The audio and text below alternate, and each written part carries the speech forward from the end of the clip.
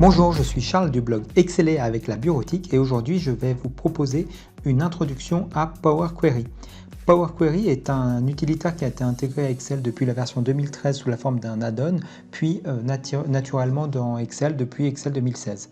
C'est un outil qui va vous être de plus en plus utile lorsque vous aurez à manipuler de nombreuses données. Cette vidéo fait suite à l'article que j'ai écrit sur Apprendre Power Query qui vous présente déjà un petit peu l'histoire de Power Query.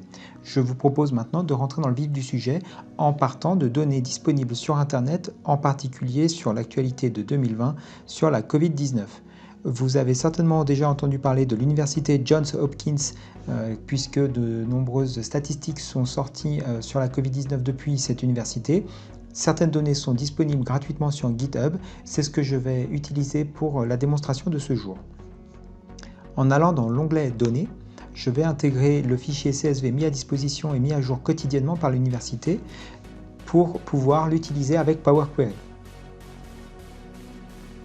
Cette interface présente les différents paramètres d'intégration de données web et de fichiers CSV également, en particulier l'encodage du fichier qui est le format machine d'enregistrement du fichier. Selon les équipements, ce n'est pas le même. Donc là, on peut voir par exemple les accents qui ont été... il n'y a pas d'accent puisque c'est une version anglaise, mais on pourrait avoir des encodages différents et voir des caractères spéciaux apparaître pour les accents. Ici, le séparateur, on voit que les colonnes ont bien été séparées, il a reconnu la virgule. Donc nous pouvons charger ces données. Quand je vais faire charger, on va voir ce qui se passe, ça va rentrer directement dans Excel et on a le menu, l'onglet, le panneau plus précisément à droite, requêtes et connexions qui apparaît.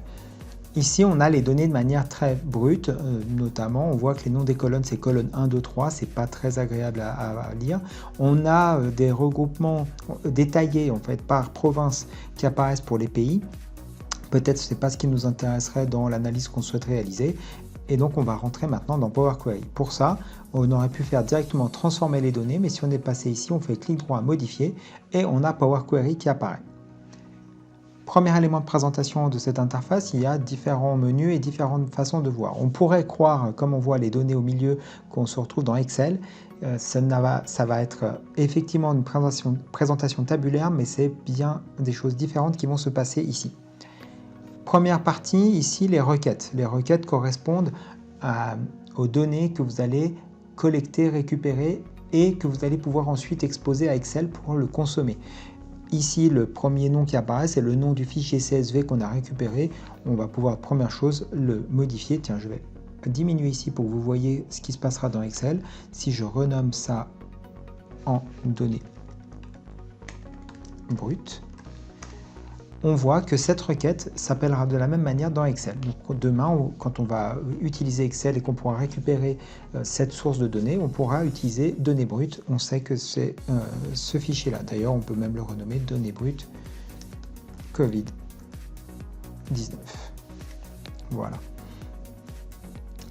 Alors ça, c'est la partie gauche. On n'en a pas besoin encore pour le moment. On va fermer du coup. En haut, ici, vous avez une barre de boutons et des onglets sur certaines opérations de transformation. Comme déjà dit dans mon article, dont vous retrouvez le lien dans la description de cette vidéo, c'est un outil qui va transformer vos données, vous les préparer à consommer. On a récupéré un fichier CSV. L'une des opérations qui est très courante quand on fait ce genre de manipulation, c'est d'utiliser le nom de la première ligne comme les noms de colonnes. Et justement, cette opération est disponible ici. On va cliquer dessus et on voit que la première ligne a disparu au profit des noms des colonnes. Maintenant, quand on va manipuler les données, on va avoir les noms de colonnes corrects. Ensuite, nous allons pouvoir regarder ce qui se passe ici. Différentes opérations apparaissent, tout d'abord à droite. Ici, on a la séquence d'opérations qui va être répétée la prochaine fois que je ferai actualiser. Donc on a d'abord la configuration de la source de données. On peut cliquer sur la roue dentée pour voir les paramètres de cette étape. Ici, on a l'URL du fichier CSV que j'ai intégré, le type de fichier que ça représente, le type d'encodage, comment on va identifier qu'on passe à une nouvelle ligne de données et les séparateurs. Donc, si jamais c'était nécessaire, on a une configuration de base et une configuration avancée qu'on peut modifier. Ça, c'est la première étape. Deuxième étape, modification des types. Par défaut, quand on fait une opération sur certaines opérations sur les données, Power Query va automatiquement essayer de typer les données pour apporter quelques fonctionnalités supplémentaires, surtout après quand on va l'intégrer dans Excel. On a fait l'opération de promotion des entêtes et si les noms ne nous conviennent pas, d'ailleurs, on pourrait changer quelques éléments de paramétrage. Et de nouveau, à ce moment-là, Excel a essayé de modifier les types de données, Power Query a modifié les types de données. Ici, on voit que c'est passé sur des nombres entiers. On voit les différents types puisque dans les colonnes, en haut à gauche, apparaissent le type identifié par Power Query. Maintenant, lorsqu'on va faire fermer et charger, on voit ce qui va se passer. On voit qu'on a récupéré toujours cette même source de données. On a maintenant les noms des colonnes sont correctement nommés puisqu'on a promu ces données. Quand on analyse ces données, on voit qu'il y a une colonne par jour pour chacune des statistiques liées à la Covid. En plus, il y a ces fameuses provinces qui sont détaillées. Moi, ce que j'aimerais, c'est pouvoir avoir par pays et les informations comme un log, c'est-à-dire chaque jour est une ligne pour chacun des pays pour qu'ensuite je puisse faire potentiellement un tableau croisé dynamique et une analyse de filtrage par pays et par jour sans avoir à filtrer par colonne. On va retourner maintenant dans Power Query pour regarder comment on peut faire ça.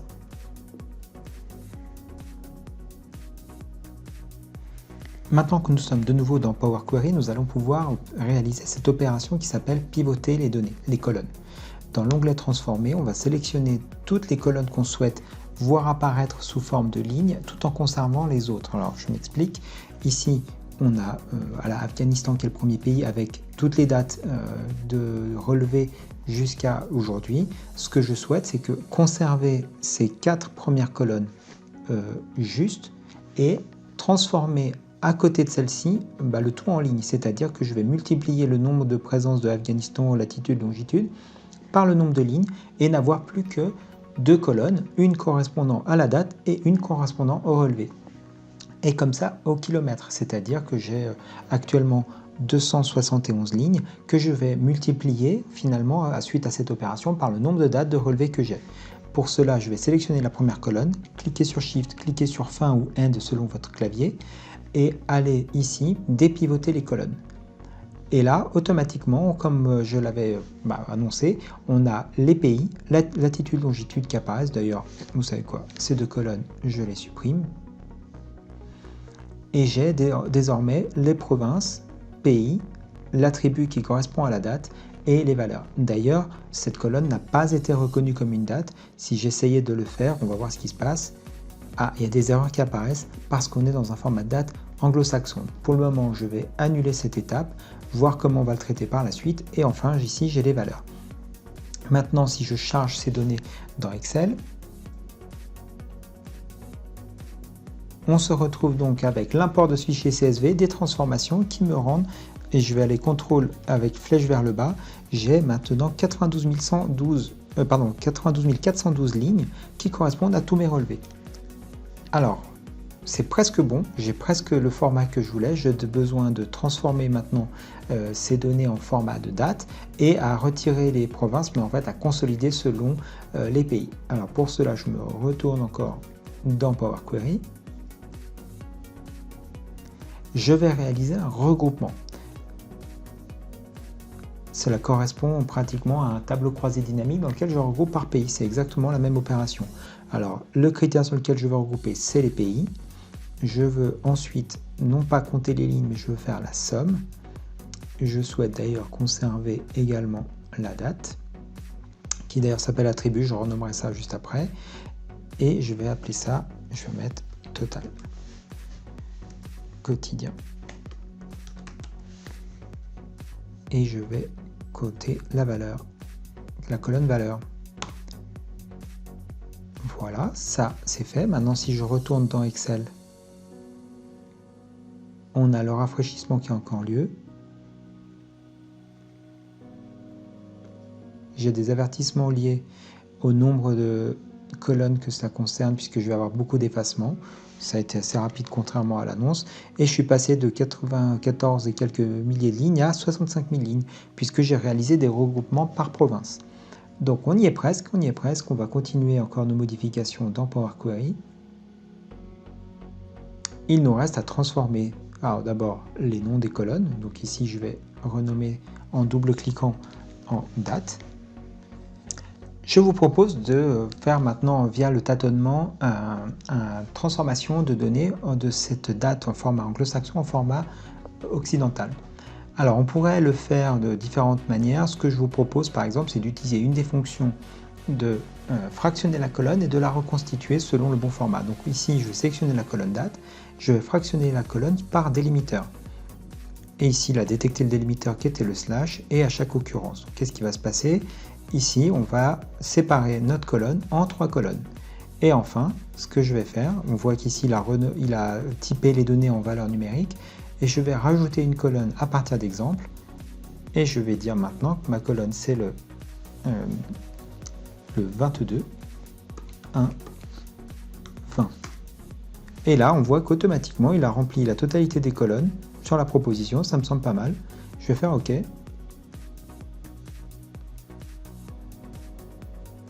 Et je vais changer le type qu'il n'a pas reconnu en format date. Et là, on voit que la barre verte est complète. Si on laisse la souris dessus, il dit fusionner, valide, il n'y a aucune erreur, c'est tout bon. Donc maintenant, je n'ai plus besoin de ces 3 colonnes-là. Je peux les supprimer. Et j'ai maintenant mes données au format date. Je vais d'ailleurs le déplacer en deuxième. Et maintenant, ce n'est absolument pas optimisé. On pourrait le faire de manière bien plus saine à travers l'éditeur avancé dans le langage M. Mais là, finalement, en quelques tâtonnements, quelques manipulations, j'ai pu le faire correctement. Je fais fermer et charger. Et maintenant, on a les données qui sont en train de se charger. Depuis la source, il est allé sur Internet récupérer les fichiers, faire les transformations. Et voilà, maintenant ici, on a le format date qui est automatiquement reconnu. Et je peux même maintenant réaliser un tableau croisé dynamique sur ces données, par pays et par... Alors le renommage, on l'a oublié, mais on voit que le format date a été correctement reconnu. Et on met le total et on n'a plus ces colonnes, puisqu'ici on aurait eu 344 colonnes qui apparaissent. Donc on a pu faire, via quelques manipulations de transformation, le filtrage de nos données par évolution et par mois.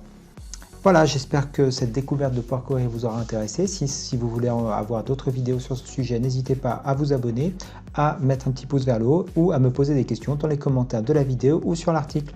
À très bientôt, merci.